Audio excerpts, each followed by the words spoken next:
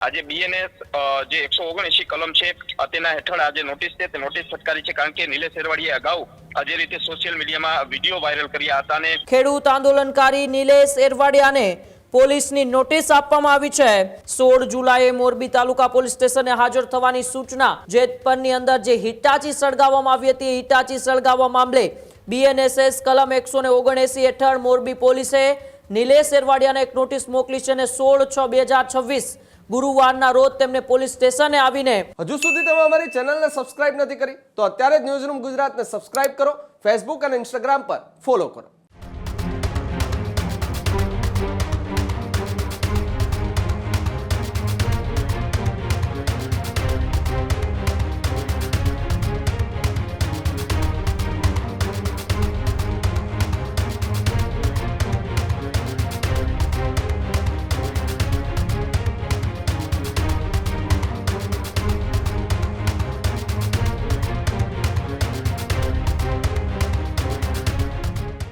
સમાચારમાં આગળ વાત કરીએ તો સમાચાર જેતપરના ખેડૂત આંદોલન વચ્ચે ખેડૂત આંદોલનકારી નિલેશ એરવાડિયાની મુશ્કેલીમાં વધારો થઈ શકે છે।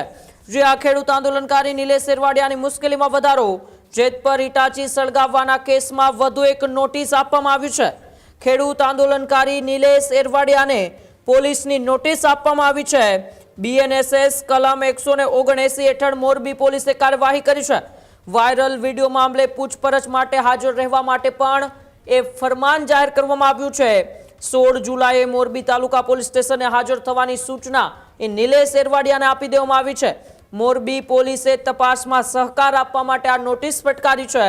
સોશિયલ મીડિયાના વિડીયો પણ અત્યારે તપાસના કેન્દ્રમાં છે। ત્યારે મોરબી હિટાચી કેસમાં વધુ એક વ્યક્તિ છે તે પોલીસની રડાર પર છે। ખેડૂત આંદોલનકારી અને જેમની ઉપર સોદો કરવાનો આરોપ લાગ્યો હતો એ નિલેશ એરવાડિયા, જેઓની મુશ્કેલીમાં વધારો થશે, કારણ કે જેતપરની અંદર જે હિટાચી સળગાવવામાં આવી હતી, હિટાચી સળગાવવા મામલે બીએનએસએસ કલમ 179 હેઠળ મોરબી પોલીસે નિલેશ એરવાડિયાને એક નોટિસ મોકલી છે અને 16/6/2026 ગુરુવારના રોજ તેમને પોલીસ સ્ટેશને આવીને સહકાર આપવા માટે પૂછપરછમાં સહકાર આપવા માટેની નોટિસની અંદર ઉલ્લેખ કરવામાં આવ્યો છે। ત્યારે સોશિયલ મીડિયાની અંદર જે વિડીયો વાયરલ થયા હતા તે પણ અત્યારે તપાસ કરી રહી છે પોલીસ। ત્યારે વધુ માહિતી માટે ફોન લાઈન ઉપર મારા સંવાદદાતા રવિ સાણંદિયા મોરબીથી જોડાયેલા છે। રવિ, ખેડૂત આંદોલનકારી નિલેશ એરવાડિયાની મુશ્કેલી વધી શકે છે, કારણ કે તેમને પોલીસનું તેડું આવ્યું છે।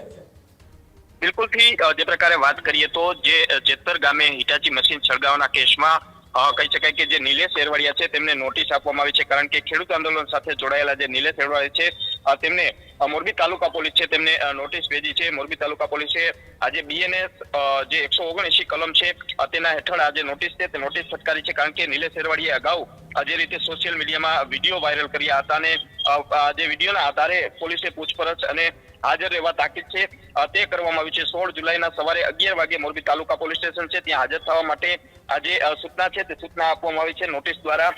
જોકે નિલેશ એરવાડિયા દ્વારા અગાઉ જે કહી શકાય કે આ જે સમગ્ર મામલે છે તેમાં જે આંદોલન હોય કે આંદોલન બહાર સોશિયલ મીડિયામાં વાતચીત હોય ત્યારે સ્પષ્ટપણે તેમને એક ઉલ્લેખ કર્યો હતો કે જો આ થાંભલા છે તેને અમે ઉખેડી ફેંકીશું અને ભંગારના ભાવે તેમને વેચી દેશું। આ જ કારણથી પોલીસે તેમને નોટિસ છે તે નોટિસ ફટકારી છે અને તેમને આવનારા જે ગુરુવાર છે ત્યારે તેમને પોલીસ સ્ટેશને હાજર રહેવા માટે ફરમાન છે તે ફરમાન આપ્યું છે।